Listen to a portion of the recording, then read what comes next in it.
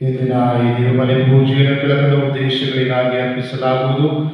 Francis Monteiro ಹಾಗೂ ಕುಟುಂಬದವರ ಅಭಿಪ್ರಾಯದಂತೆ ತಮ್ಮ ಕುಟುಂಬದಲ್ಲಿ ಮೃತಪಟ್ಟವರ ಆತ್ಮಶಾಂತಿಗಾಗಿ, ದಿಲೀಪ್ ಮತ್ತು ಕುಟುಂಬದವರ ಅಭಿಪ್ರಾಯದಂತೆ ತಮ್ಮ ಕುಟುಂಬದಲ್ಲಿ ಮೃತಪಟ್ಟವರ ಆತ್ಮಶಾಂತಿಗಾಗಿ ಈ ತಿರುಮಲೆ ಪೂಜೆಯನ್ನು ಅರ್ಪಿಸಲಾಗುವುದು. ಪಿತನ ಮತ್ತು ಸುತನ ಮತ್ತು ಪವಿತ್ರಾತ್ಮರ ನಾಮದಲ್ಲಿ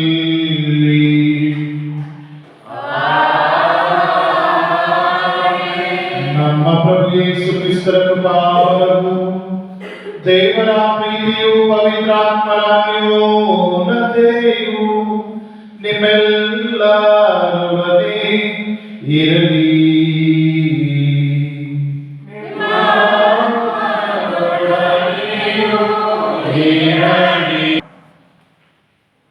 ಪ್ರೀತಿಯ ಸಹೋದರ ಸಹೋದರಿಯರೇ, ಇಂದಿನಿಂದ ತಪಸ್ಸು ಕಾಲವನ್ನು ಪ್ರಾರಂಭಿಸುತ್ತಿದ್ದೇವೆ. ಸಂತ ಪೌಲರು ನುಡಿಯುವಂತೆ ಇದು ಸುಪ್ರಸನ್ನತೆಯ ಕಾಲ.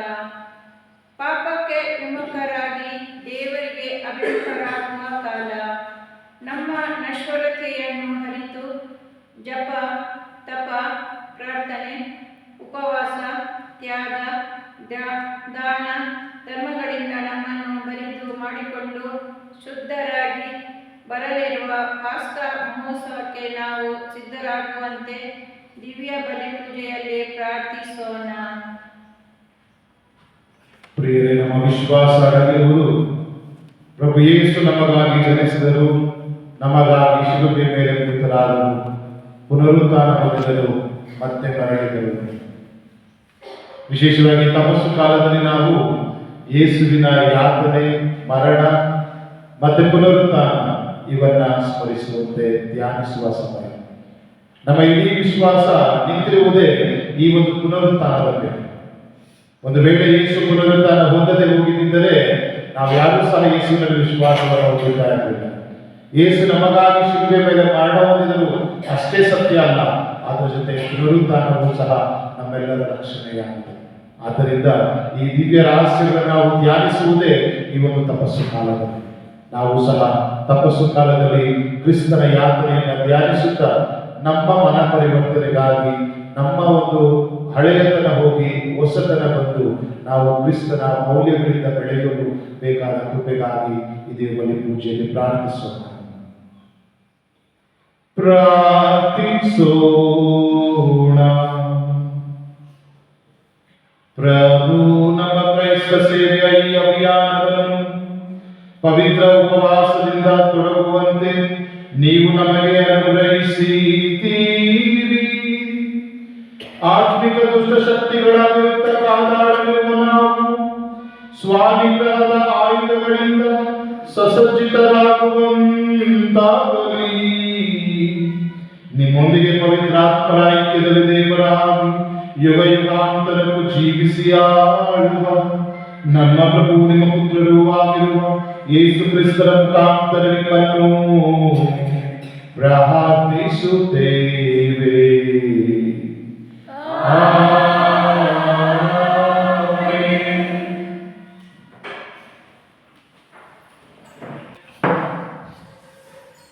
ಪ್ರವಾದಿ ಯೋಹಾನನ ಗ್ರಂಥದಿಂದ ವಾಚನ. ಸರ್ವೇಶ್ವರ ಇಂತೆನ್ನುತ್ತಾರೆ, ಈಗಲಾದರೂ ಮನಪೂರ್ವಕವಾಗಿ ನನ್ನ ಕಡೆಗೆ ತಿದ್ದಿಕೊಳ್ಳಿ. ಉಪವಾಸ ಕೈಗೊಂಡು 10 ಗೋಳಾಡಿ, ನಿಮ್ಮ ಉಡುಪುಗಳನ್ನು ಅಲ್ಲ ಹೃದಯಗಳನ್ನು ಸೀಳಿರಿ. ನಿಮ್ಮ ದೇವರಾದ ಸರ್ವೇಶ್ವರ ಸ್ವಾಮಿಯ ಕಡೆಗೆ ತಿರುಗಿಕೊಳ್ಳಿ. ಅವರು ದಯಾವಂತರು, ಕರುಣಾಮೂರ್ತಿ, ಸಹನಶೀಲ, ಪ್ರೀತಿಮಯ, ವಿಧಿಸಬೇಕಾಗಿದ್ದ ದಂಡನೆಗಾಗಿ ಮನನೊಂದುಕೊಳ್ಳುವಂಥವರು. ಒಂದು ವೇಳೆ ಸರ್ವೇಶ್ವರ ತಮ್ಮ ಮನಸ್ಸನ್ನು ಬದಲಾಯಿಸಬಹುದು, ನಿಮ್ಮ ಕಡೆಗೆ ತಿರುಗಿ ನಿಮ್ಮನ್ನು ಆಶೀರ್ವದಿಸಬಹುದು. ನಿಮ್ಮ ದೇವರಾದ ಅವರಿಗೆ ಅರ್ಪಿಸಲು ಬೇಕಾದ ನೈವೇದ್ಯಗಳನ್ನು ಧಾರಾಳವಾಗಿ ಅನುಗ್ರಹಿಸಬಹುದು. ಸಿಯೋನ್ ಶಿಖರದ ಮೇಲೆ ನಿಂತು ಹೊಂಗುತ್ತಿರಿ. ಉಪವಾಸ ದಿನವನ್ನು ಘೋಷಿಸಿರಿ. ಮಹಾಸಭೆಯನ್ನು ಕರೆಯಿರಿ. ಜನರನ್ನು ಒಟ್ಟುಗೂಡಿಸಿರಿ. ಸಭೆಯನ್ನು ಏರ್ಪಡಿಸಿರಿ. ವೃದ್ಧರನ್ನು, ಮಕ್ಕಳನ್ನು, ಮೊಳೆಗೂಸುಗಳನ್ನು ಕಡೆತನ್ನಿರಿ. ವಧುವರರು ತಮ್ಮ ಕಲ್ಯಾಣ ಗೃಹದಿಂದ ಹೊರಟು ಬರಲಿ. ಸರ್ವೇಶ್ವರ ಸ್ವಾಮಿಯ ಪರಿಚಾರಕರಾದ ಯಾಜಕರು ದೇವಾಲಯದ ದ್ವಾರಮಂಟಪಕ್ಕೂ ಬಲಿಪೀಠಕ್ಕೂ ನಡುವೆ ಶೋಕತಪ್ತರಾಗಿ ಹೀಗೆಂದು ಪ್ರಾರ್ಥಿಸಲಿ. ಕರುಣೆ ತೋರು ಏ ಸರ್ವೇಶ್ವರ, ನಿನ್ನ ಪ್ರಜೆಗೆ ನಿಂದೆಯಾಗದಿರಲಿ, ನಿನ್ನ ಸ್ವಂತ ಜನತೆಗೆ ಗುರಿಯಾಗದಿರಲಿ, ಅವರು ಅನ್ಯರ ತಾತ್ಸರಕ್ಕೆ, ನಿಮ್ಮ ದೇವನಲ್ಲಿ ಎಂಬ ಪರಾಕ್ಯರ ಹೀಯಾಳಿಕೆಗೆ. ಪ್ರಭುವಿನ ವಾಕ್ಯ. ಶ್ಲೋಕ. ಕೃಪಾಳು ದೇವ, ಕರುಣಿಸಿ ಎಮ್ಮನು, ನಿಮ್ಮ ವಿರುದ್ಧ ನಾವು ಪಾಪ ಮಾಡಿದ್ದೇವೆ. ಕೃಪಾಳು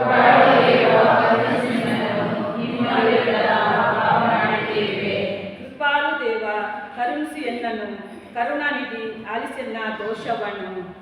ತೊಳೆ ಪೂರ್ತಿಯಾಗಿ ಪಾಪದಿಂದ ಎನ್ನನು, ದೋಷ ಪರಿಹರಿಸಿ ಶುದ್ಧಗೊಳಿಸು ಎನ್ನನು. ಶ್ಲೋಕ. ಕೃಪಾಳು ದೇವ, ಕರುಣಿಸಿ ಎನ್ನನು, ನಿಮ್ಮ ವಿರುದ್ಧ ನಾವು ಪಾಪ ಮಾಡಿದ್ದೇವೆ. ಒಪ್ಪಿಕೊಂಡಿದ್ದು ನಾನೇ ಅಪರಾಧಿ, ಕಟ್ಟಿದಂತಿದೆ ಕಾಣಿಗೆ ಪಾಪ ದಿನವಿದೆ. ಹೌದು ದೇವ, ನಿನಗೆ ದ್ರೋಹವೆಸಗಿದೆ, ನಿನ್ನ ಕಣ್ಣಿಗೆ ಕೆಟ್ಟದನ್ನೇ ಮಾಡಿದೆ. ಕೃಪಾಳು ದೇವ, ನಿಮ್ಮ ವಿರುದ್ಧ ಪಾಪ ಮಾಡಿದ್ದೇವೆ.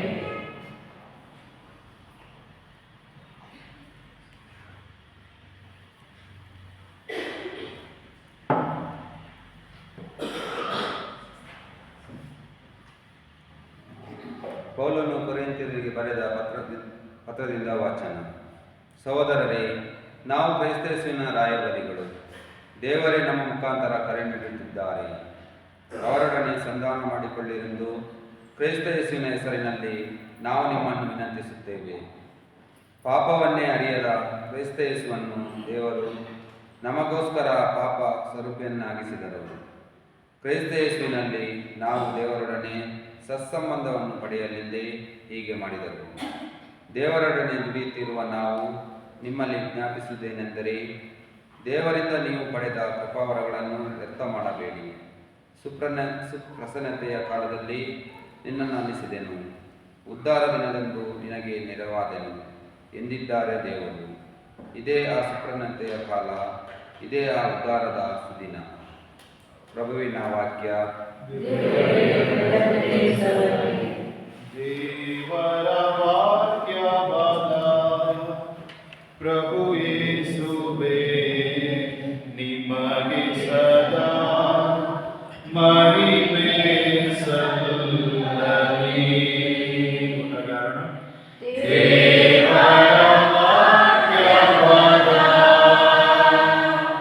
ಪ್ರಭು ಯೇಸುವೇ, ನಿಮಗೆ ಸದಾ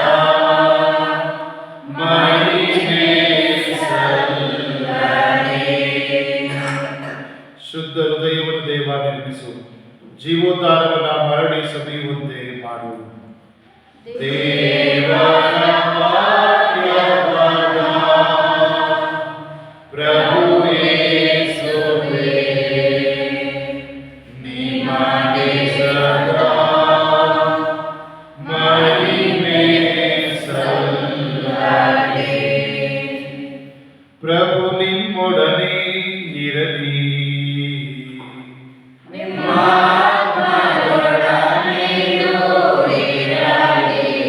ಮತ್ತಾಯನು ಬರೆದ ಪವಿತ್ರ ಶುಭ ಸಂದೇಶದಿಂದ ವಾಚನ.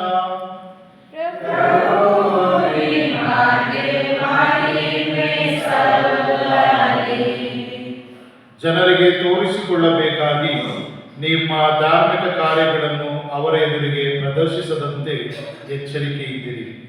ಹಾಗೆ ಮಾಡಿದರೆ ಸ್ವರ್ಗದಲ್ಲಿರುವ ನಿಮ್ಮ ತಂದೆಯಿಂದ ನಿಮಗೆ ಪ್ರತಿಫಲ ದೊರಕದು. ಅಂತೆಯೇ ನೀನು ದಾನ ಧರ್ಮ ಮಾಡುವಾಗ ತುತ್ತೂರಿಯನ್ನು ಊದಿಸಬೇಡ. ಜನರ ಹೊಗಳಿಕೆಗಾಗಿ ಕಪಟಿಗಳು ಪ್ರಾರ್ಥನಾ ಮಂದಿರದಲ್ಲೂ ಆದಿ ಬೀದಿಗಳಲ್ಲೂ ಹೀಗೆ ಪ್ರದರ್ಶನ ಮಾಡುತ್ತಾರೆ. ಅವರಿಗೆ ಬರಬೇಕಾದ ಫಲ ಪೂರ್ತಿಯಾಗಿ ದೊರಕಿದ್ದಾಯಿತೆಂದು ನಿಮಗೆ ಖಚಿತವಾಗಿ ಹೇಳುತ್ತೇನೆ. ಆದರೆ ನೀನು ದಾನ ಧರ್ಮ ಮಾಡುವಾಗ ನಿನ್ನ ಬಲಗೈ ಕೊಡುವುದು ನಿನ್ನ ಎಡಗೈಗೂ ತಿಳಿಯದ ಹಾಗೆ ಗೌಪ್ಯವಾಗಿರಲಿ. ಅಂತರಂಗದಲ್ಲಿ ನಡೆಯುವುದನ್ನು ನೋಡುವ ನಿನ್ನ ತಂದೆ ನಿನಗೆ ಪ್ರತಿಫಲವನ್ನು ಕೊಡುವರು. ಪ್ರಾರ್ಥನೆ ಮಾಡುವಾಗ ಕಪಟಿಗಳಂತೆ ಮಾಡಬೇಡಿ. ಜನರು ತಮ್ಮನ್ನು ನೋಡಲೆಂದು ಪ್ರಾರ್ಥನಾ ಮಂದಿರದ ಬೀದಿಯ ಚೌಕಗಳಲ್ಲೂ ನಿಂತು ಪ್ರಾರ್ಥನೆ ಮಾಡಲು ಇಚ್ಛಿಸುತ್ತಾರೆ. ಅವರಿಗೆ ಬರಬೇಕಾದ ಫಲ ಪೂರ್ತಿಯಾಗಿ ಬಂದಿದ್ದಾಯಿತೆಂದು ನಿಮಗೆ ಚೆನ್ನಾಗಿ ತಿಳಿದಿರಲಿ. ನೀನು ಪ್ರಾರ್ಥನೆ ಮಾಡುವಾಗ ನಿನ್ನ ಕೊಠಡಿಗೆ ಹೋಗು, ಬಾಗಿಲನ್ನು ಮುಚ್ಚುಕೋ, ಅಂತರಂಗದಲ್ಲಿರುವ ನಿನ್ನ ತಂದೆಗೆ ಪ್ರಾರ್ಥನೆ ಮಾಡು. ಅಂತರಂಗದಲ್ಲಿ ನಡೆಯುವುದನ್ನು ನೋಡುವ ನಿನ್ನ ತಂದೆ ನಿನಗೆ ಪ್ರತಿಫಲವನ್ನ ಕೊಡುವನು. ಉಪವಾಸ ಮಾಡುವಾಗ ಕಪಟಿಗಳಂತೆ ಮುಖಸಪ್ಪೆ ಮಾಡಬೇಡಿ. ಜನರ ಕಣ್ಣಿಗೆ ತಾವು ಉಪವಾಸಿಗಳೆಂದು ತೋರ್ಪಡಿಸುವುದಕ್ಕಾಗಿ ಅವರು ಮುಖವನ್ನ ಬಾಡಿಸಿಕೊಳ್ಳುತ್ತಾರೆ.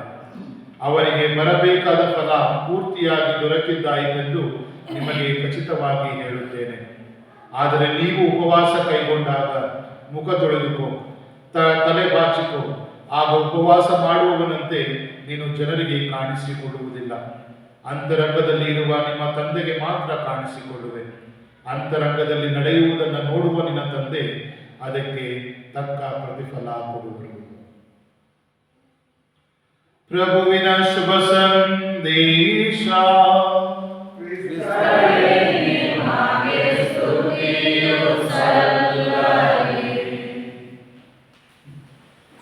ಪ್ರಭು ಕ್ರಿಸ್ತರಲ್ಲಿ ಪ್ರೀತಿಯ ಸಹೋದರ ಸಹೋದರಿಯರೇ, ಇಂದಿನ ವಾಚನಗಳಲ್ಲಿ ನಾವು ಆಲಿಸಿದೆವು, ಇದು ಸುಪ್ರಸನ್ನತೆಯ ಕಾಲ, ದೇವರ ಕೃಪೆಯನ್ನು ಪಡೆಯುವ ಕಾಲ.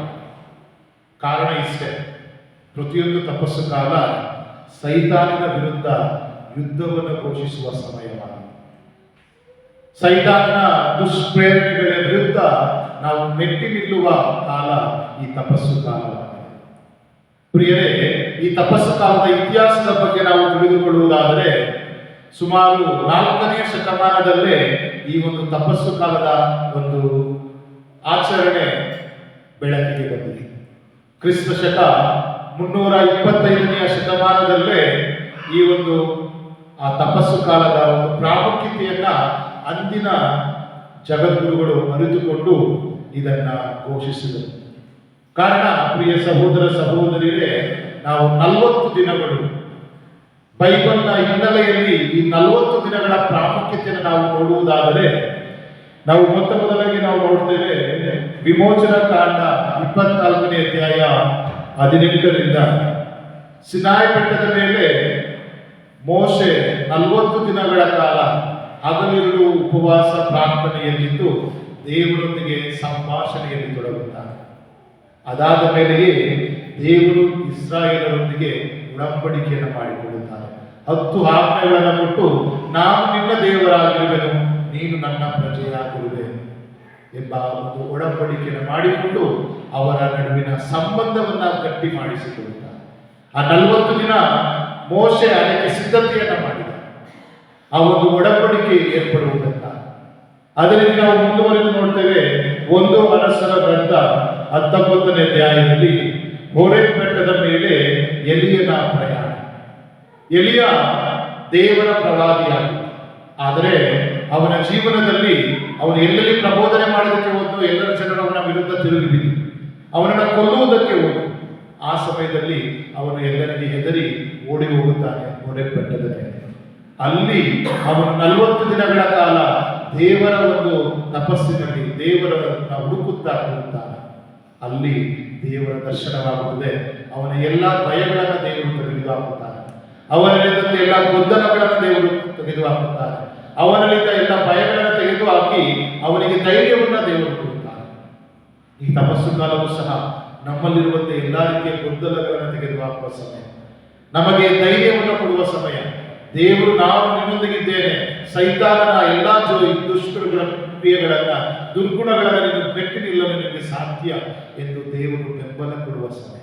ಅದೇ ರೀತಿ ನಾವು ಮುಂದುವರೆದು ನೋಡುವುದಾದರೆ ಬೇರೆ ಸಂಖ್ಯಾಕಾಂಡದಲ್ಲಿ ನಾವು ನೋಡ್ತೇವೆ, ಈಜಿಪ್ಟಿನಲ್ಲಿ ಬಿಡುಗಡೆಯನ್ನು ಹೊಂದಿದ ಇಸ್ರಾಯೇಲರು ದೇವರು ವಾಗ್ದಾನ ಮಾಡಿದ ಆ ಒಂದು ಕಾನಾನ್ ನಾಡನ್ನು ತಲುಪಲು 40 ವರ್ಷಗಳು ತಗೊಂಡು, ಈ 40 ವರ್ಷಗಳಲ್ಲಿ ಅವರು ಮರಳುಗಾಡಿನಲ್ಲಿ ಪ್ರಯಾಣವನ್ನ ಮಾಡಿ 40 ವರ್ಷಗಳು ಮುಗಿದ ನಂತರ ಅವರು ದೇವರು ವಾಗ್ದಾನ ನೀಡಿದ ಹಾಲು ಜೇನು ಹರಿಯುವ ನಾಡನ್ನ ಸೇರಿಕೊಳ್ಳುತ್ತಾರೆ.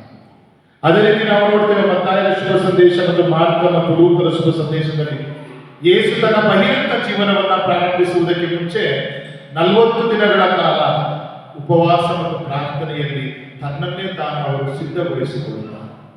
ಅಂದ್ರೆ ಪ್ರಿಯರೇ, ಈ 40 ದಿನ ಎಂಬುದು ಬೈಬಲ್ನ ಒಂದು ಹಿನ್ನೆಲೆಯಲ್ಲಿ ಬಹಳ ಶ್ರೇಷ್ಠವಾದ ದಿನಗಳು.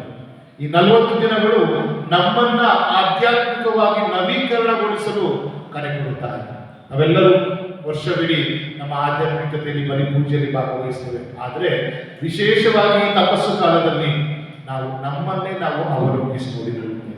ನಮ್ಮ ಆತ್ಮಗಳನ್ನ, ನಮ್ಮ ಹೃದಯವನ್ನು ನಾವು ಅವಲೋಕಿಸಿ ನೋಡ್ತೇವೆ. ನಾನು ಎಲ್ಲಿದ್ದೇನೆ? ನಾನು ಎಲ್ಲಿ ದಾರಿ ತಪ್ಪಿದ್ದೇನೆ? ನಾನು ಎಲ್ಲಿ ದೇವರ ವಾಕ್ಯವನ್ನು ಮರೆತಿದ್ದೇನೆ? ಎಲ್ಲಿ ನಾನು ನನ್ನ ಕರ್ತವ್ಯದಿಂದ ನಾನು ಕರ್ತವ್ಯವನ್ನ ಮಾಡದೇ ಇದ್ದೇನೆ? ಇವುಗಳ ಬಗ್ಗೆ ನಾವು ಯೋಚನೆ ಮಾಡುತ್ತಾ, ಧ್ಯಾನ ಮಾಡುತ್ತಾ ನಮ್ಮ ಜೀವನವನ್ನ ನಾವು ಅವಲೋಕಿಸಿ ನೋಡುವ ಸಮಯವೇ ಈ ಒಂದು ತಪಸ್ಸು ಕಾಲ. ಆದ್ದರಿಂದ ಇಂದು ನಾವು ಆಧ್ಯಾತ್ಮಿಕ ನವೀಕರಣದ ಕಡೆ ಇಂದು ಗಮನ ಹರಿಸಬೇಕಾಗಿದೆ. ನಾವು ಯಾವ ರೀತಿ ಜೀವಿಸ್ತಾ ಇದ್ದೇವೆ, ಯಾವ ರೀತಿ ಕ್ರೈಸ್ತನಾಗಿ ದೀಕ್ಷಾಸ್ಥಾನ ಪಡೆದ ನಂತರ ನಾನು ಯಾವ ರೀತಿ ಬದುಕುತ್ತಾ ಇದ್ದೇನೆ ಎಂಬುದನ್ನ ಅವಲೋಕಿಸಿ ನೋಡಿ, ದಾರಿ ತಪ್ಪಿದ್ದರೆ ಅದನ್ನು ಪುನಃ ಸರಿಪಡಿಸಿಕೊಳ್ಳುವಂತ ಸಮಯ ಈ ತಪಸ್ಸು ಕಾಲವಾಗಿದೆ. ಆದ್ದರಿಂದ ಪ್ರಿಯರೇ, ಈ ತಪಸ್ಸು ಕಾಲದ ಬಗ್ಗೆ ಇಲ್ಲಿ ನಾವು ವಾಚನಗಳ ಒಂದು ಆಧಾರದ ಮೇಲೆ ನಾವು 4 ಅಂಶಗಳನ್ನ ತಿಳಿದುಕೊಳ್ಳೋಣ. ಮೊದಲನೇದಾಗಿ ತಪಸ್ಸು ಕಾಲವೆಂಬುದು ಬದಲಾವಣೆಯ ಕಾಲ. ಯಾಕೆಂತ ಹೇಳಿದ್ರೆ, ಈ ಪ್ರಕೃತಿಯಲ್ಲಿ ಬದಲಾವಣೆ ಒಂದು ನಿಯಮ. ಪ್ರತಿಯೊಂದು ವಸ್ತು ಒಂದಲ್ಲ ಒಂದು ರೀತಿಯ ಬದಲಾವಣೆಯನ್ನು ಕಾಣ್ತಾ ಇರ್ತದೆ. ನಾವು ನೋಡ್ತೇವೆ, ಒಂದು ಸಣ್ಣ ಗಿಡ ನಾವು ನೆಡುವಾಗ ಅದು ಸಣ್ಣದಾಗಿರ್ತದೆ, ಆದ್ರೆ ದಿನಗಳು, ತಿಂಗಳುಗಳು, ವರ್ಷಗಳು ಕಳೆದ ಹಾಗೆ ಒಂದು ದೊಡ್ಡ ಮರವಾಗಿ ಅದು ಬೆಳೆದು ನಿಲ್ಲುತ್ತದೆ. ಇನ್ನು ನಾವು ಸಹ ನಮ್ಮ ದೇಹವನ್ನು ನೋಡಿ, ನಾವು ಉದ್ದಾಗಿ ಇಷ್ಟು ದೊಡ್ಡದಾಗಿಲ್ವಾ, ಬಹಳ ಚಿಕ್ಕದಾಗಿದೆ. ಅಂದ್ರೆ ಪ್ರತಿದಿನ ಪರಿವರ್ತನೆ ಅತಿ ಅವಶ್ಯಕ. ಯಾವ ವ್ಯಕ್ತಿಯಲ್ಲಿ ಜೀವ ಇದೆಯೋ ಅವನ ಪರಿವರ್ತನೆ ಅಥವಾ ಬದಲಾವಣೆ ಹೊಂದಲೇಬೇಕು. ಯಾವ ವ್ಯಕ್ತಿ ಸತ್ತಿರ್ತಾನೋ ಅಥವಾ ಯಾವ ಪ್ರಾಣಿ ಸತ್ತಿರ್ತದೋ ಅದರಲ್ಲಿ ಬದಲಾವಣೆ ಇರುವುದಿಲ್ಲ, ಪರಿವರ್ತನೆ ಅನ್ನೋದು ಕಾಣುವುದಿಲ್ಲ. ಆದ್ರಿಂದಲೇ ಅದು ಕೊಳೆತು ಹೋಗುತ್ತದೆ. ಸೊ ಆದ್ರಿಂದ ನಮ್ಮ ಆಧ್ಯಾತ್ಮಿಕ ಜೀವನದಲ್ಲಿ ನಾವು ಬದಲಾವಣೆ ಹೊಂದದೆ ಹೋದರೆ, ನಾನು ಹೀಗೆ ಇರ್ತೇನೆ ಅಂತ ಅನ್ಕೊಂಡ್ರೆ ನಾವು ಆಧ್ಯಾತ್ಮಿಕತೆಯಲ್ಲಿ ಕೊಳೆತು ನಾರುತ್ತೇವೆ, ನಾವು ಸಾವನ್ನ ಹೊಂದುತ್ತೇವೆ ನಮ್ಮ ವಿಶ್ವಾಸದ. ಆದ್ದರಿಂದ ಇಂದು ಮೊದಲನೇ ಸಂದೇಶ ಈ ತಪಸ್ಸು ಕಾಲ ನೀಡುತ್ತಾ ಇರುವುದು ಬದಲಾವಣೆಯನ್ನು ನೋಡಿ, ಪರಿವರ್ತನೆಯನ್ನು ಹೊಂದಿ. ನಿಮ್ಮ ಹೃದಯದಲ್ಲಿ, ನಿಮ್ಮ ಯೋಚನೆಯಲ್ಲಿ, ನೀವು ಮಾಡುವ ಕೆಲಸಗಳಲ್ಲಿ ಏನಾದರೂ ತಪ್ಪಿದ್ದರೆ ಅದನ್ನು ಪರಿವರ್ತಿಸಿಕೊಳ್ಳಿ, ಬದಲಾಯಿಸಿಕೊಳ್ಳಿ. ಅದೇ ರೀತಿ ಎರಡನೇ ಅಂಶ, ಈ ತಪಸ್ಸು ಕಾಲ ನಮಗೆ ಒಂದು ವಸಂತ ಕಾಲ. ಈ ವಸಂತ ಕಾಲ ಅಂದಾಕ್ಷಣ ಪ್ರಕೃತಿಯನ್ನು ನೋಡಿ. ಫೆಬ್ರವರಿ ತಿಂಗಳು ಬಂತು ಅಂತ ಹೇಳಿದ್ರೆ, ಫೆಬ್ರವರಿ ಮಧ್ಯದಿಂದ ಎಲ್ಲ ಮರಗಳಲ್ಲಿ ಅದರ ಹಳೆಯ ಅಥವಾ ಹಣ್ಣಾಗಿರುವಂತಹ ಎಲೆಗಳು ಉದುರಿ ಹೋಗ್ತದೆ, ಆದ್ರೆ ಬರಿದಾಗುತ್ತದೆ. ಬರಿದಾಗಿ ಸುಮಾರು ಏಪ್ರಿಲ್ ತಿಂಗಳ ನಂತರ ಅದರಲ್ಲಿ ಒಂದು ಹೊಸ ಚಿಗುರುಗಳು ಬರ್ತದೆ, ಹೊಸತನ ಬರ್ತದೆ. ಇದನ್ನೇ ನಮ್ಮ ಆಧ್ಯಾತ್ಮಿಕ ಜೀವನದಲ್ಲಿ ನಾವು ಅಳವಡಿಸಿಕೊಳ್ಳಬಹುದು. ಈ ತಪಸ್ಸು ಕಾಲ ಪ್ರಾರಂಭವಾಗುವುದೇ ಸಾಮಾನ್ಯವಾಗಿ ಫೆಬ್ರವರಿ ಮಧ್ಯದಿಂದ ಅಥವಾ ಮಾರ್ಚ್ ತಿಂಗಳಲ್ಲಿ. ಅಂದ್ರೆ ಎಲ್ಲಾ ಮರಗಿಡಗಳು ತನ್ನ ಹಳೆಯ ಎಲೆಗಳನ್ನು ಉದುರಿಸುವ ಸಮಯ. ಇಂದು ನನ್ನ ಜೀವನದಲ್ಲಿ ಯಾವುದು ಆ ಹಳೆಯ ಎಲೆ? ಅದಾಗಿರಬಹುದು ನನ್ನಲ್ಲಿರುವ ದುರ್ಗುಣ, ಅದಾಗಿರಬಹುದು ನನ್ನಲ್ಲಿರುವಂತಹ ದ್ವೇಷ, ಅದಾಗಿರಬಹುದು ನನ್ನಲ್ಲಿರುವಂತಹ ಸ್ವಾರ್ಥ ಮನೋಭಾವ, ಅದಾಗಿರಬಹುದು ನನ್ನಲ್ಲಿರುವಂತಹ ಅಹಂಕಾರ, ಗರ್ವ. ಇವುಗಳು ನಮ್ಮ ಹಳೆಯ ಒಂದು ಎಲೆಗಳಾಗಿವೆ. ಅದರಲ್ಲಿ ನಾವು ಮುಂದುವರೆದರೆ ನಾವು ಹಳೆಯತನದಲ್ಲೇ ಮುಂದುವರಿಯುತ್ತೇವೆ. ಆದ್ದರಿಂದ ಈ ಒಂದು ತಪಸ್ಸು ಕಾಲ ನಮ್ಮ ಬದುಕಿನ ವಸಂತ ಕಾಲವಾಗಿದೆ. ಹಳೆತನವನ್ನೆಲ್ಲವನ್ನ ಬಿಟ್ಟು ಹೊಸತನದ ಕಡೆ ನಾವು ಮುಖ ಮಾಡುವವರು, ಹೊಸ ಹಣ್ಣುಗಳನ್ನು, ಹೊಸ ಕಾಯಿಗಳನ್ನು ನಮ್ಮ ಜೀವನದಲ್ಲಿ ಬಿಡುವವರು ನಾವು, ಹೊಸ ಸದ್ಗುಣಗಳನ್ನು ನಾವು ಬೆಳೆಸಿಕೊಳ್ಳುವ ವ್ಯಕ್ತಿಗಳು ನಾವು. ಆ ವಸಂತ ಕಾಲ ನಮ್ಮ ಬದುಕಿನಲ್ಲಿ ಒಂದು ಹೊಸತನವನ್ನು ತರುವ ಈ ತಪಸ್ಸು ಕಾಲವಾಗಿದೆ. ಇನ್ನು ಮೂರನೇದಾಗಿ ಪ್ರಿಯ ಸಹೋದರ ಸಹೋದರಿಯರೇ, ನಾವು ಇದನ್ನ ಮೊದಲನೇ ವಾಚನದಲ್ಲಿ ಆಲಿಸ್ತೇವೆ. ಪ್ರವಾದಿ ಯೋವೇಲನು ನುಡಿತಾ ಇದ್ದಾನೆ, ನಿಮ್ಮ ಉಡುಪುಗಳನ್ನು ಅಲ್ಲ ಹೃದಯಗಳನ್ನು ಸೀಳಿಕೊಳ್ಳಿ, ನಿಮ್ಮ ದೇವರಾದ ಸರ್ವೇಶ್ವರನ ಕಡೆಗೆ ತಿರುಗಿಕೊಳ್ಳಿರಿ. ಈಗಲಾದರೂ ಮನಪೂರ್ವಕವಾಗಿ ನನ್ನ ಕಡೆಗೆ ತಿರುಗಿಕೊಳ್ಳಿ, ಉಪವಾಸ ಕೈಗೊಂಡು ಹತ್ತುಗೋಡಾಡಿ. ಇಂದು ನಾವು ಪ್ರಿಯರೇ ಈ ವಾಕ್ಯವನ್ನು ಆಲಿಸಿದಾಗ ಯಹೂದ್ಯರ ಸಂಪ್ರದಾಯದ ಬಗ್ಗೆ ತಿಳಿದುಕೊಳ್ಳಬೇಕು. ಯಹೂದ್ಯರ ಸಂಪ್ರದಾಯದಲ್ಲಿ ಏನಾಗ್ತಾ ಇತ್ತು ಅಂದ್ರೆ, ಯಾರಾದ್ರೂ ಏನಾದ್ರೂ ತಪ್ಪು ಮಾಡಿದ್ರೆ ಅವನಿಗೆ ಒಂದು ಪ್ರಾಯಶ್ಚಿತ್ತವನ್ನು ಯಾವ ರೀತಿ ಮಾಡಬೇಕಾಗಿತ್ತು ಅಂದ್ರೆ, ಭೂಮಿಯಲ್ಲಿ ಒಂದು ಹೊಂಡವನ್ನು ಕೊರೆದು ಒಂದು ಗುಂಡಿಯನ್ನು ತೆಗೆದು ಅದರಲ್ಲಿ ಬೂದಿ ತುಂಬಿಸಬೇಕಾಗಿತ್ತು. ಬೂದಿ ತುಂಬಿಸಿ ಅವನ ಬಟ್ಟೆಯೆಲ್ಲ ಹರಿದುಕೊಂಡು ಆ ಒಂದು ಗೋಣಿ ಚೀಲವನ್ನು ಒಟ್ಟಿಕೊಂಡು ಅವನು ಅದರೊಳಗೆ ಕೂಡಬೇಕಾಗುತ್ತೆ. ಎಷ್ಟು ದಿನ ಗೊತ್ತಿಲ್ಲ, ಆದರೆ ಅವನ ಪಶ್ಚಾತ್ತಾಪದ ಫಲವಾಗಿ ಅವನು ಅದನ್ನು ಮಾಡಬೇಕಾಗುತ್ತೆ. ಆದರೆ ಯೋವೇಲ ಪ್ರವಾದಿ ಹೀಗೆ ನುಡಿತಾ ಇದ್ದಾನೆ, ನೀವು ಈಗ ಆ ರೀತಿ ಗುಂಡಿಯಲ್ಲಿ ಕೂತ್ಕೊಂಡು ಬೂದಿಯನ್ನು ಹಾಕೊಳ್ಳೋದು ಬೇಡ, ಬದಲಾಗಿ ನಿಮ್ಮ ಹೃದಯವನ್ನು ಸೀಳಿಕೊಂಡು, ನಿಮ್ಮ ಹೃದಯವನ್ನು ಅವಲೋಕಿಸಿ ನೋಡಿ. ಸೀಳಿಕೊಳ್ಳಿ ಅಂದ್ರೆ ಅವಲೋಕಿಸಿ ನೋಡಿ, ಸಿಂಹಾವಲೋಕನ ಮಾಡಿಕೊಳ್ಳಿ, ಎಕ್ಸಾಮಿನೇಷನ್ ಆಫ್ ಯರ್ ಕಾನ್ಶಿಯಸ್ ಅಂತ ಹೇಳಿ. ಅದು ನೋಡಿಕೊಂಡು ನೀನು ಎಲ್ಲಿ ದಾರಿ ತಪ್ಪಿದ್ದೀಯಾ, ಎಲ್ಲಿ ನೀನು ಮುಗ್ಗರಿಸಿ ಬಿದ್ದಿದ್ದೀಯಾ, ನಿನ್ನ ಆಧ್ಯಾತ್ಮಿಕತೆಯಲ್ಲಿ ಬದುಕಿನ ಜೀವನದಲ್ಲಿ ಅದನ್ನು ಸರಿಪಡಿಸಿಕೋ ಎಂದು ನುಡಿತಾ ಇದ್ದಾರೆ. ಆದ್ರಿಂದ ಇಂದು ನಮ್ಮ ಹೃದಯವನ್ನು ಸೀಳಿಕೊಂಡು ನಾವು ಎಲ್ಲಿ ದಾರಿ ತಪ್ಪಿದ್ದೇವೆ, ಎಲ್ಲಿ ಮಾಡಬೇಕಾದದನ್ನು ಮಾಡಿಲ್ಲ, ಎಲ್ಲಿ ನಾವು ಫಾರ್ ಎಕ್ಸಾಂಪಲ್ ಹೇಳೋದಾದ್ರೆ ಎಲ್ಲಿ ದಾನ ಧರ್ಮ ಮಾಡಬೇಕು ಅಲ್ಲಿ ಮಾಡಿರೋದಿಲ್ಲ, ಎಲ್ಲಿ ಕರುಣೆ ತೋರಬೇಕು ಅಲ್ಲಿ ಕರುಣೆ ತೋರಿರೋದಿಲ್ಲ, ಯಾರಿಗಾದ್ರೂ ಹೆಲ್ಪ್ ಮಾಡಬೇಕು ನನಗೆ ಸಾಧ್ಯವಿದೆ ಅದೇ ಹೆಲ್ಪ್ ಮಾಡಿರೋದಿಲ್ಲ. ಇದು ಒಳ್ಳೆಯ ಸಮಯ, ಆ ಒಂದು ಸತ್ಕ್ರಿಯೆಗಳಲ್ಲಿ ನಾವು ಬೆಳೆಯುವ ಸಮಯ. ಆದ್ದರಿಂದ ಇಂದು ನಮ್ಮ ಉಡುಪುಗಳನ್ನೆಲ್ಲ ಹೃದಯವನ್ನು ಸೀಳಿಕೊಂಡು ಅವಲೋಕಿಸಿ ದಾರಿ ತಪ್ಪಿದ್ದಲ್ಲಿ ಸರಿ ದಾರಿಗೆ ಬರೋಣ. ನಾವು ಲೂಕರ ಶುಭ ಸಂದೇಶದಲ್ಲಿ ನೋಡ್ತೇವೆ ಪ್ರಿಯರೇ, ಆ ಒಂದು ದುಂದುಗಾರ ಮಗನ ಸಾಮರ್ಥ್ಯ, ಅದರಲ್ಲಿ ದುಂದುಗಾರನ ತಂದೆ, ಆ ಮಗನ ತಂದೆ ಅವನ ಬರುವಿಕೆಗಾಗಿ ಸದಾ ಕಾಯ್ತಾ ಇರ್ತಾನೆ. ಅವನು ಒಂದು ತನ್ನ ಯೌವನ ಸ್ಥಿತಿಯಲ್ಲಿ ದಾರಿ ತಪ್ಪಿ ತನ್ನ ಆಸ್ತಿಯನ್ನೆಲ್ಲ ವ್ಯಯ ಮಾಡಿ ಅವನು ದುಂದು ವೆಚ್ಚವನ್ನು ಮಾಡಿರ್ತಾನೆ, ದುಶ್ಚಟಗಳಿಗೆ ಬಲಿಯಾಗಿರ್ತಾನೆ. ಆದ್ರೂ ಸಹ ತಂದೆ ಸದಾ ನೀನು ವಾಪಸ್ ಬಾ ಅಂತ ಕಾಯ್ತಾ ಇರ್ತಾನೆ.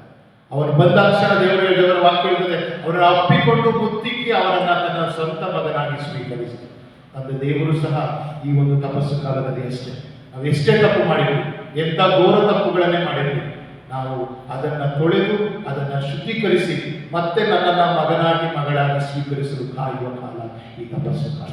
ಇನ್ನು ಕೊನೆಯದಾಗಿ ಪ್ರಿಯರೇ, ಇನ್ನು ನಾವು ಉಪವಾಸವನ್ನು ಮಾಡಬೇಕು, ಪ್ರಾರ್ಥನೆಯನ್ನು ಮಾಡಬೇಕು, ನಾವು ದಾನ ಧರ್ಮವನ್ನು ಮಾಡಬೇಕು. ಉಪವಾಸ ಎಂದಾಕ್ಷಣ ಕೇವಲ ಊಟ ಬಿಡುವುದಷ್ಟೇ ಅಲ್ಲ, ನಾವು ನಮ್ಮಲ್ಲಿರುವ ದುರಾಲೋಚನೆಗಳಿಂದ ಉಪವಾಸವನ್ನು ಮಾಡಬೇಕು, ನನ್ನಲ್ಲಿರುವಂತಹ ದುರ್ಗುಣಗಳಿಂದ ಇದು ಉಪವಾಸವನ್ನು ಮಾಡಬೇಕು. ಆಗ ಮಾತ್ರ ನಾನು ಮಾಡುವ ಉಪವಾಸಕ್ಕೆ ಅರ್ಥ ಬರಲು ಸಾಧ್ಯ. ಆದ್ರಿಂದ ಜಗದ್ಗುರುಗಳು ನಮಗೆ ನುಡಿತಾ ಇದ್ದಾರೆ, ನೀನು ಇಂದು ಉಪವಾಸ ಮಾಡಬೇಕಾಗಿರುವುದು ಆಹಾರದಿಂದವಲ್ಲ, ಕೋಪ, ದ್ವೇಷ, ಮದಮತ್ಸರ, ಹೊಟ್ಟೆ ಕಿಚ್ಚು ಎಂಬ ಸದ್ಗುಣಗಳಿಂದ, ಎಂಬ ದುರ್ಗುಣಗಳಿಂದ. ನೀನು ಮಾತು ಬಿಟ್ಟವರೊಂದಿಗೆ ಇಂದು ಸಂಧಾನವಾಗಬೇಕು. ಯಾರೊಂದಿಗೆ ಜಗಳ ಮಾಡಿಕೊಂಡು ಮನಸ್ತಾಪವನ್ನು ಹೊಂದಿಕೊಂಡು ನಿನ್ನ ಸಂಬಂಧವನ್ನು ಕಳೆದುಕೊಂಡಿದೆಯೋ ಅವರಿಗೆ ಪುನಃ ನೀನು ಸಂಬಂಧವನ್ನು ಬೆಸೆದುಕೊಳ್ಳಬೇಕು. ಅದು ಈ ಸಮಯ. ಹಸಿದವರಿಗೆ ಆಹಾರ ನೀಡು, ಬಾಯಾರಿದವರಿಗೆ ನೀರನ್ನು ನೀಡು. ಇದು ನೀನು ನಿಜವಾಗಿ ಮಾಡುವ ಒಳ್ಳೆಯ ಉಪವಾಸ ಎಂದು ನುಡಿಯುತ್ತಾರೆ. ಆದ್ದರಿಂದ ಈ ತಪಸ್ಸು ಕಾಲ ನಮ್ಮೆಲ್ಲರಿಗೆ ಒಂದು ವಸಂತ ಕಾಲವಾಗಲಿ. ನಮ್ಮಲ್ಲಿರುವ ಎಲ್ಲ ದುರ್ಗುಣಗಳನ್ನು ನಾವು ಮರೆತು, ನಮ್ಮಲ್ಲಿರುವ ಎಲ್ಲ ದುಷ್ಟ ಚಟಗಳನ್ನು ಬಿಟ್ಟು ನಾವು ಸಕ್ರಿಯಗಳಾಗಿ ಬೆಳೆಯುತ್ತಾ ಪ್ರಭುವನ್ನ ಬಿಂಬಿಸುವ, ಸಾಕ್ಷಿ ಕೊಡುವ ಸಾಕ್ಷಿಗಳಾಗಿ ಜೀವಿಸಲು ಈ ತಪಸ್ಸು ಕಾಲ ನಮಗೆ ನೆರವಾಗಲಿ. ಇಂದು ಯಾಜಕರು ನಿಮ್ಮ ಹಣೆಯ ಮೇಲೆ ವಿಭೂತಿಯನ್ನು ಹಾಕುವಾಗ ಹೇಳುವಂಥ ವಾಕ್ಯ, ಮನುಜ ನೀನು ಮಣ್ಣು, ಮರಳಿ ಸೇರಿದ ನನಗೆ. ಈ ಭೂಲೋಕ ನಶ್ವರ. ಈ 3 ದಿನದ ಜೀವನದಲ್ಲಿ ನಾವು ಅರ್ಥಗರ್ಭಿತವಾಗಿ ಇತರರಿಗೆ ಪ್ರೇರಣೆ ನೀಡುವಂಥ, ಸ್ಫೂರ್ತಿ ನೀಡುವಂಥ ಬದುಕನ್ನು ಜೀವಿಸಲು ಈ ತಪಸ್ಸು ಕಾಲ ನಮಗೆ ನೆರವಾಗಲಿ.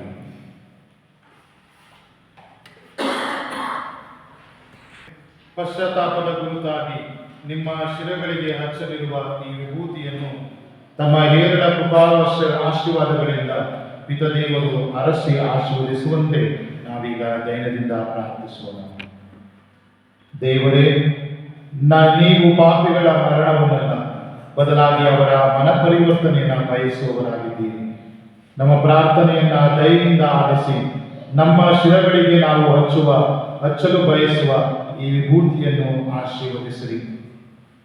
ನಾವು ಮಣ್ಣೆಂದು ಮರಳಿ ಮಣ್ಣಿಗೆ ಹೋಗುವು ಎಂದು ಅರಿತಿದ್ದೇವೆ. ತಪಸ್ಸು ಕಾಲವನ್ನು ಶ್ರದ್ಧೆಯಿಂದ ಆಚರಿಸುತ್ತಾ ಪಾಪ ಪರಿಹಾರವನ್ನು, ಹೊಸ ಜೀವನವನ್ನು ಪಡೆದು ಪುನರುತ್ಥಾನರಾದ ನಿಮ್ಮ ಪುತ್ರರನ್ನ ಹೋಲುವಂತೆ ಅನುಗ್ರಹಿಸಿ ನಿಮ್ಮೊಂದಿಗೆ ಯುಗಾಂತರಕ್ಕೂ ಜೀವಿಸಿ ಆಡುವ ಅವರ ಮುಖಾಂತರ ನಿಮ್ಮನ್ನು ಪ್ರಾರ್ಥಿಸುತ್ತೇವೆ.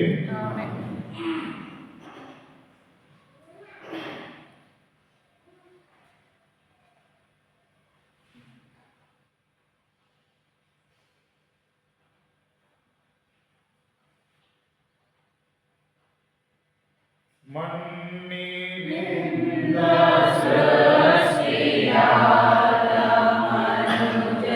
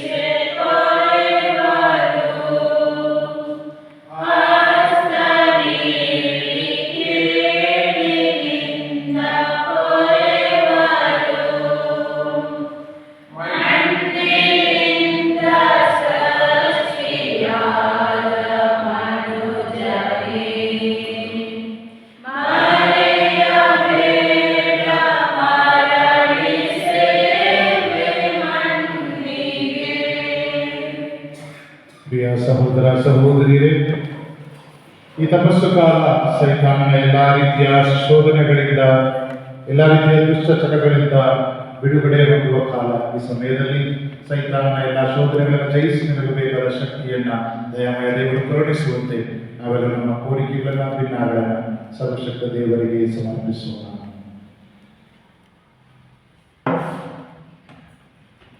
ನಿಮ್ಮ ಉತ್ತರ: ಪ್ರಭು ನಮ್ಮ ಪ್ರಾರ್ಥನೆಯನ್ನು ಆಲಿಸಿರಿ. ಧರ್ಮಸಭೆಗಾಗಿ ಪ್ರಾರ್ಥಿಸೋಣ. ನಮ್ಮ ವಿಶ್ವಗುರುಗಳು, ಧರ್ಮಾಧ್ಯಕ್ಷರು, ಗುರುಕನ್ಯಾ ಭಗಿನಿಯರು ಧಾರ್ಮಿಕ ನಿಯಮಗಳನ್ನು ನಿಷ್ಠೆ ಪ್ರಾಮಾಣಿಕತೆಯಿಂದ ಅನುಸರಿಸಿ ಅಂತರಂಗದ ಶುದ್ಧತೆಗೆ ಅತಿ ಹೆಚ್ಚು ಒತ್ತು ಕೊಡುವಂತೆ ಪ್ರಭು ನಮ್ಮ ಪ್ರಾರ್ಥನೆಯನ್ನು ಆಲಿಸಿರಿ. ಅಧಿಕಾರ ವರ್ಗಕ್ಕಾಗಿ ಪ್ರಾರ್ಥಿಸೋಣ. ಎಲ್ಲ ಅಧಿಕಾರದ ಮೂಲ ದೇವರು ಈ ಲೋಕದಲ್ಲಿರುವ ತಮ್ಮ ಅಧಿಕಾರ ತಾತ್ಕಾಲಿಕ ಎಂಬ ಸತ್ಯವನ್ನು ಅರಿತು ನಿಸ್ವಾರ್ಥತೆಯಿಂದ ಸೇವೆ ಸಲ್ಲಿಸುವ ಮನೋಭಾವವನ್ನು ಇವರಿಗೆ ನೀಡಿರೆಂದು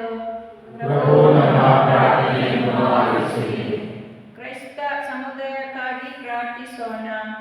ಈ ತಪಸ್ಸು ಕಾಲದಲ್ಲಿ ನಾವು ಕೇವಲ ಭವ್ಯ ಆಚರಣೆಗಳಲ್ಲಿ ತೊಡಗಿ ಅವುಗಳ ನೈಜ ಅರ್ಥವನ್ನು ಅರಿಯದೆ, ಪ್ರಾಪಂಚಿಕ ಆಚರಣೆಗಳಲ್ಲಿ ಕಳೆದು ಹೋಗದೆ, ಮನವರ್ತನೆಯ ಬದುಕಿನಂತ ಸಾರುವ ಕೃಪೆಯನ್ನು ನೀಡಿರೆಂದು ಪ್ರಭು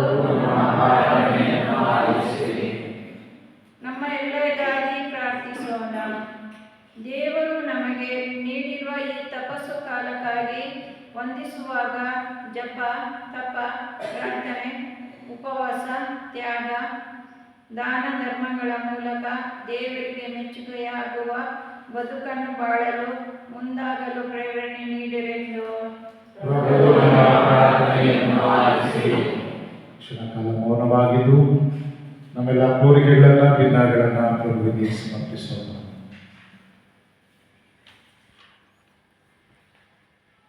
ಒಲುಮೆಯ ತಂದೆಯೇ, ನಮ್ಮ ದೀನ ಕೋರಿಕೆಗಳನ್ನ ನಿವೇದಿಸಿದ್ದೇವೆ. ನಮ್ಮ ಅಂತರಂಗದಲ್ಲಿ ಹುದುಗಿರುವ ಎಲ್ಲ ಆಸೆ ಆಕಾಂಕ್ಷೆಗಳು ನಿಮಗೆ ತಿಳಿದಿವೆ. ನಮಗೆ ಒಳಿತಾದುದನ್ನ ನಮ್ಮ ಬದುಕಿನಲ್ಲಿ ಕರುಣಿಸಿ ನಮ್ಮನ್ನು ಆಶೀರ್ವದಿಸಿ. ನಮ್ಮ ಪ್ರಭು ಯೇಸು ಕ್ರಿಸ್ತರ ಮುಖಾಂತರ ನಿಮ್ಮನ್ನು ಪ್ರಾರ್ಥಿಸುತ್ತೇವೆ.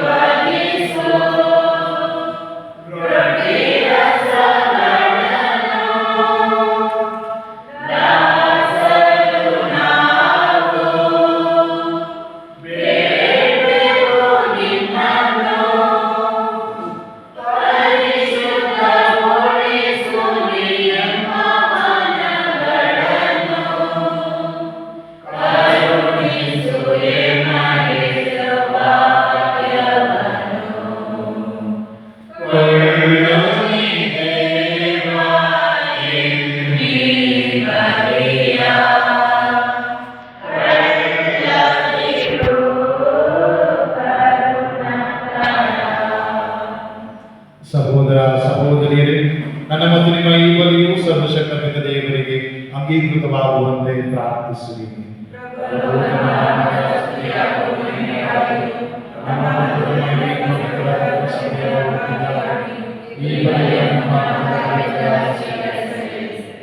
ಪ್ರಭು ಈ ತಪಸ್ಸು ಕಾಲದ ಪ್ರಾರಂಭಕ್ಕೆ ವಾರ್ಷಿಕ ಬಲಿಯನ್ನು ಭಕ್ತಿಪೂರ್ವಕವಾಗಿ ನಿಮಗೊಪ್ಪಿಸುತ್ತಿದ್ದೇವೆ. ಪ್ರಾಯಶ್ಚಿತ್ತದಿಂದಲೂ ದಾನ ಧರ್ಮದಿಂದಲೂ ನಮ್ಮ ದುರಿಚ್ಛೆಗಳನ್ನು ನಾವು ನಿಗ್ರಹಿಸುವಂತೆ ಕರುಣಿಸಿ, ಹೀಗೆ ನಾವು ಪಾಪದಿಂದ ಶುದ್ಧರಾಗಿ ನಿಮ್ಮ ಪುತ್ರರ ಪೂಜೆ ಯಾತನೆಯನ್ನು ಭಕ್ತಿಯಿಂದ ಆಚರಿಸಲು ಯೋಗ್ಯರಾಗುವಂತೆ ಮಾಡಿ. ನಮ್ಮ ಪ್ರಭು ಕ್ರಿಸ್ತರ ಮುಖಾಂತರ ನಿಮ್ಮನ್ನು ಪ್ರಾರ್ಥಿಸುತ್ತೇವೆ.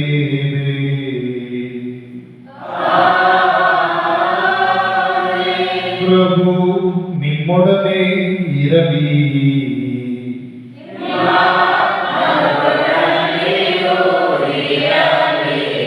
ನಿಮ್ಮ ಹೃದಯಗಳನ್ನು ಮೇಲಕ್ಕೆತ್ತಿರಿ.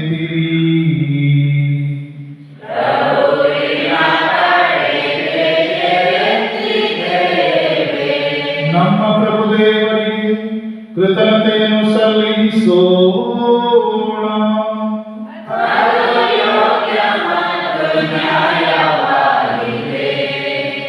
ಪ್ರಭು ಪವಿತ್ರ ಪಿತನೇ, ಸರ್ವಶಕ್ತ ನಿತ್ಯ ದೇವರೇ, ನಾವು ಎಂದೆಂದೂ ಎಲ್ಲೆಲ್ಲೂ ನಮ್ಮ ಪ್ರಭು ಕ್ರಿಸ್ತರ ಮುಖಾಂತರ ನಿಮಗೆ ಕೃತಜ್ಞತೆಯನ್ನು ಸಲ್ಲಿಸುವುದು ನಿಜವಾಗಿ ಯೋಗ್ಯವೂ ನ್ಯಾಯವೂ ಆಗಿದೆ, ನಮ್ಮ ಕರ್ತವ್ಯವೂ ರಕ್ಷಣೆಯೂ ಆಗಿದೆ. ಏಕೆಂದರೆ ಪ್ರತಿ ವರ್ಷವೂ ನಿಮ್ಮ ಪವಿತ್ರ ಕೊಡುಗೆಯಿಂದ ನಿರ್ಮಲಗೊಂಡ ಮನಗಳ ಸಂತಸದಿಂದ ನಿಮ್ಮ ವಿಶ್ವಾಸಿಗಳು ಪವಿತ್ರ ಪಾಸ್ಕ ಹಬ್ಬವನ್ನು ಆಚರಿಸಲು ಎದುರು ನೋಡುತ್ತಾರೆ.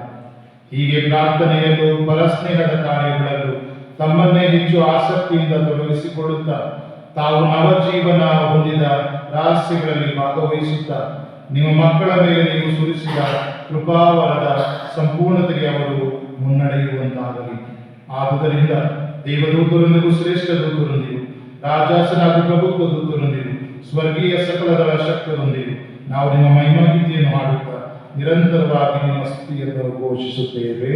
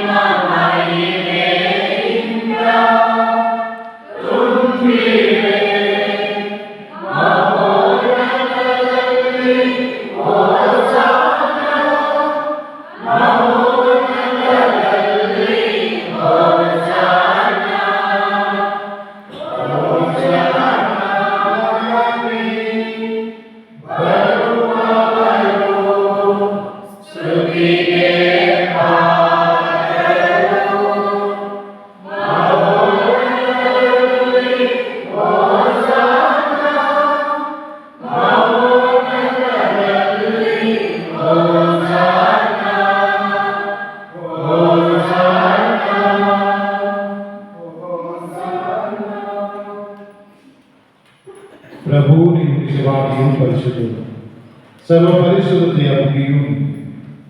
ಈ ಕೊಡುಗೆಗಳ ಮೇಲೆ ನಿಮ್ಮ ಪವಿತ್ರಾತ್ಮರ ನೀರ್ಬಲಿಯಂತೆ ಸುರಿಸಿ ಪಾವನಗೊಳಿಸಲೆಂದು ಪ್ರಾರ್ಥಿಸುತ್ತೇವೆ. ನಮಗಿಗೂ ನಮ್ಮ ಪ್ರಭು ಯೇಸು ಕ್ರಿಸ್ತರ ಪೂಜ್ಯ ಶರೀರ ಮತ್ತು ರಕ್ತವಾಗುವಂತೆ ಮಾಡಲಿ. ಅವರನ್ನು ಪರಾಧೀನ ಮಾಡಲಾದ ಸಮಯದಲ್ಲಿ ಸ್ವಇಚ್ಛೆಯಿಂದ ನಮ್ಮ ಯಾತನೆಗೆ ಒಳಗಾದಾಗ ಅವರು ರೊಟ್ಟಿಯನ್ನು ತೆಗೆದುಕೊಂಡು ಕೃತಜ್ಞತೆಯನ್ನು ಸಲ್ಲಿಸಿ ಅದನ್ನು ಮುರಿದು ತಮ್ಮ ಶಿಷ್ಯರಿಗೆ ಕೊಡುತ್ತಾ ಹೀಗೆಂದರು, ತೆಗೆದುಕೊಳ್ಳಿ, ಇದನ್ನು ನೀವೆಲ್ಲರೂ ಭುಜಿಸಿ, ಏಕೆಂದರೆ ಇದು ನಿಮಗಾಗಿ ಒಪ್ಪಿಸಲಾದ ನನ್ನ ಶರೀರ.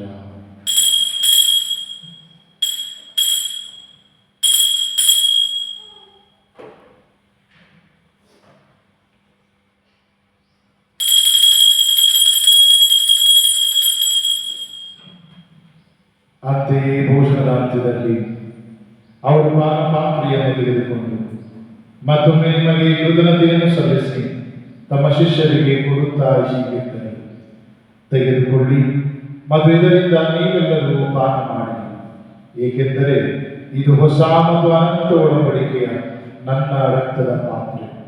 ಈ ರಕ್ತವು ನಿಮ್ಮ ಮತ್ತು ಅನೇಕರ ಪಾಪಗಳ ಪರಿಹಾರಕ್ಕಾಗಿ ಸುರಿಸಲಾಗುವುದು. ಇದನ್ನು ನನ್ನ ಸ್ಮರಣೆಗಾಗಿ ಮಾಡಿರಿ.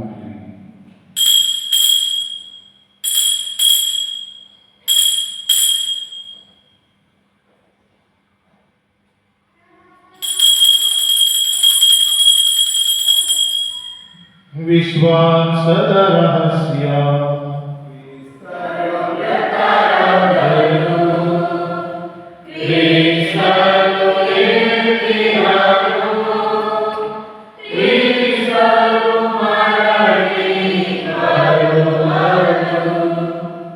ಆದುದರಿಂದ ಪ್ರಭು, ನಿಮ್ಮ ಸಮ್ಮುಖದಲ್ಲಿ ನಿಂತು ಸೇವೆ ಸಲ್ಲಿಸಲು ನಮ್ಮನ್ನು ಯೋಗ್ಯರೆಂದು ಪರಿಗಣಿಸಿದ್ದಕ್ಕಾಗಿ ನಿಮಗೆ ಕೃತಜ್ಞತೆಯನ್ನು ಸಲ್ಲಿಸುತ್ತೇವೆ.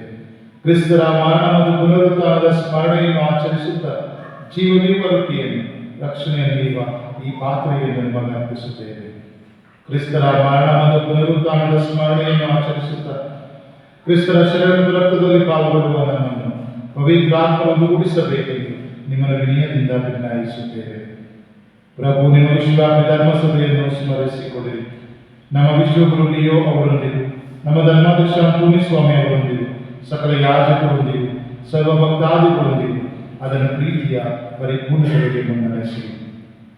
ಪ್ರಭು, ಪುನರುತ್ಥಾನದ ನಿರೀಕ್ಷೆಗೆ ವಿಶ್ರಮಿಸುತ್ತಿರುವ ಮೃತ ಹೊಂದಿರುವ ನಮ್ಮ ಕುಟುಂಬದ ನಮ್ಮ ಸಹೋದರ ಸಹೋದರಿಯರನ್ನು, ಶುದ್ಧೀಕರಣ ಸ್ಥಳದಲ್ಲಿರುವಂತೆ ಎಲ್ಲ ಆತ್ಮಗಳನ್ನು, ನಿಮ್ಮ ದಯೆಯಲ್ಲಿ ಇಂದು ಮೃತ ಹೊಂದಿದ ಎಲ್ಲರನ್ನು ಸ್ಮರಿಸಿಕೊಡಿರಿ.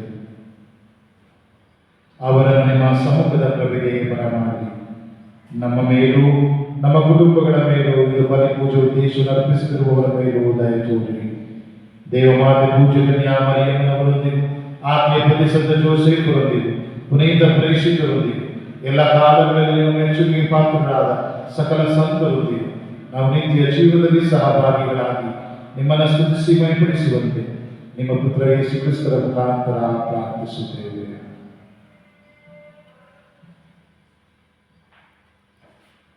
ಇವರ ಮುಖಾಂತರವೂ ಇವರೊಂದಿಗೂ ಇವರಲ್ಲಿಯೂ ಸರ್ವಶಕ್ತ ತಂದೆಯಾದ ದೇವರೇ, ಪವಿತ್ರಾತ್ಮರ ಐಕ್ಯದಲ್ಲಿ ಸರ್ವ ಗೌರವವೂ ಮಹಿಮೆ ಯುಗ ಯುಗಾಂತರಕ್ಕೂ ನಿಮಗೆ ಸಲ್ಲಲಿ.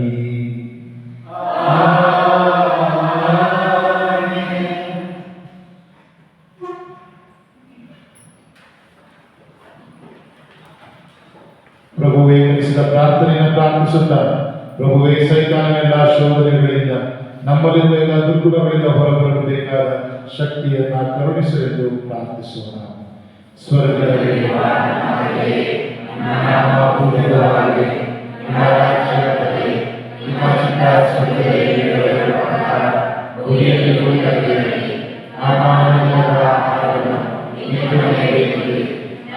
ತಪ್ಪು ಮಾಡಿದವರನ್ನು ನಾವು ಕ್ಷಮಿಸುವ ಪ್ರಕಾರ ನಮ್ಮ ಪಾಪಗಳನ್ನು ಕ್ಷಮಿಸಿ, ನಮ್ಮನ್ನು ಶೋಧನೆಗೆ ಒಳಪಡಿಸಿ ಕೇಡಿನಿಂದ ನಮ್ಮನ್ನು ರಕ್ಷಿಸಿರಿ. ಪ್ರಭು, ಸಕಲ ಕೇಡುಗಳಿಂದ ನಮ್ಮನ್ನು ರಕ್ಷಿಸಿರೆಂದು ಪ್ರಾರ್ಥಿಸುತ್ತೇವೆ. ನಿಮ್ಮ ದಯೆಯ ನೆರವನ್ನು ಪಡೆದು ಪಾಪದಿಂದ ನಾವು ವಿಮುಕ್ತರಾಗಿ ಎಲ್ಲ ರೀತಿಯ ಸಂಕಷ್ಟಗಳಿಂದ ಸುರಕ್ಷಿತರಾಗಿರುವಂತೆ ನಮ್ಮ ಜೀವಮಾನದಲ್ಲಿ ಶಾಂತಿಯನ್ನು ಕರುಣಿಸಿ ನಾವು ಸ್ವರ್ಗಾನಂದವನ್ನು ನಮ್ಮ ರಕ್ಷಕ ಯೇಸು ಕ್ರಿಸ್ತರ ಆಗಮನವನ್ನು ನಿರೀಕ್ಷಿಸುತ್ತಿದ್ದೇವೆ.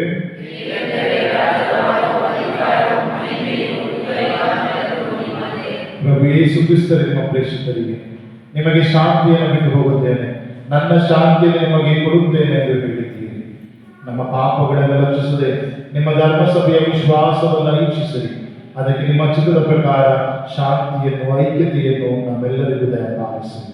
ಯುಗ ಯುಗಾಂತರಕ್ಕೂ ಜೀವಿಸಿ ಆಡುವ ನಿಮ್ಮನ್ನು ಪ್ರಾರ್ಥಿಸುತ್ತೇವೆ. ಪ್ರಭುವಿನ ಶಾಂತಿ ಸದಾ ನಿಮ್ಮೊಂದಿಗಿರಲಿ.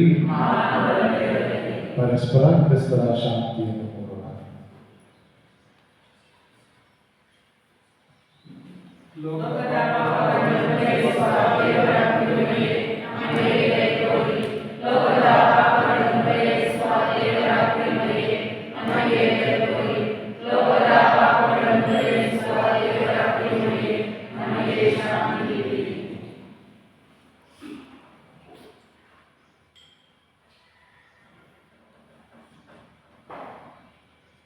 ಈಗೋ ದೇವರ ಪ್ರೀತಿ, ಈಗ ಇವರೇ ಲೋಕದ ಪಾಪಗಳನ್ನು ಪರಿಹರಿಸುವರು. ಕುರಿಮರಿಯ ಭೋಜನಕ್ಕೆ ಆಹ್ವಾನಿತರಾದ ನಾವೆಲ್ಲರೂ ಭಾಗ್ಯವಂತರು. ಪ್ರಭು, ನಾವು ನಮ್ಮ ಮನೆಯನ್ನು ಪ್ರವೇಶಿಸಲು ನನ್ನ ಪಾಪಗಳನ್ನ ಹಾಗೆಲ್ಲ ದೇವರು ಮಾತನಾಡಿ ನಾವು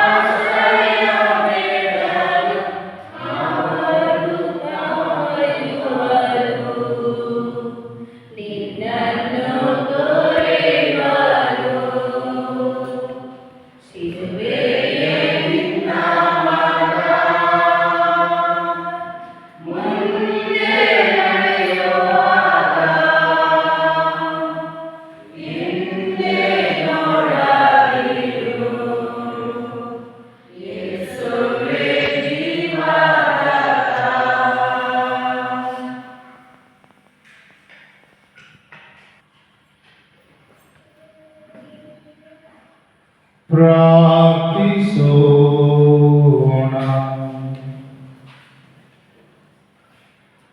ಪ್ರಭು, ನಾವು ಸ್ವೀಕರಿಸಿದ ಈ ಪೂಜ್ಯ ಸಂಸ್ಕಾರವು ನಮ್ಮನ್ನು, ನಮ್ಮ ಆತ್ಮವನ್ನು ಪೋಷಿಸಲಿ.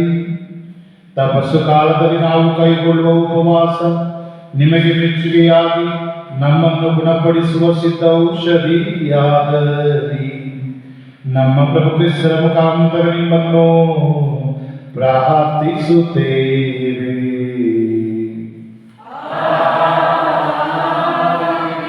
ಪ್ರಭು ನಿಮ್ಮೊಡನೆ ಇರಲಿ.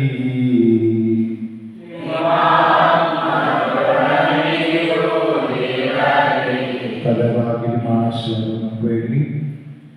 ದೇವರೇ, ನಿಮ್ಮ ದಿವ್ಯ ಸನ್ನಿಧಿಗೆ ಶಿರವಾಗಿರುವ ಈ ನಿಮ್ಮ ಪ್ರಜೆಗಳಲ್ಲಿ ನಿಮ್ಮ ದಯೆಯಿಂದ ಪಶ್ಚಾತ್ತಾಪದ ಮನೋಭಾವವನ್ನು ಧಾರಾಳವಾಗಿ ಸುರಿಸಿರಿ.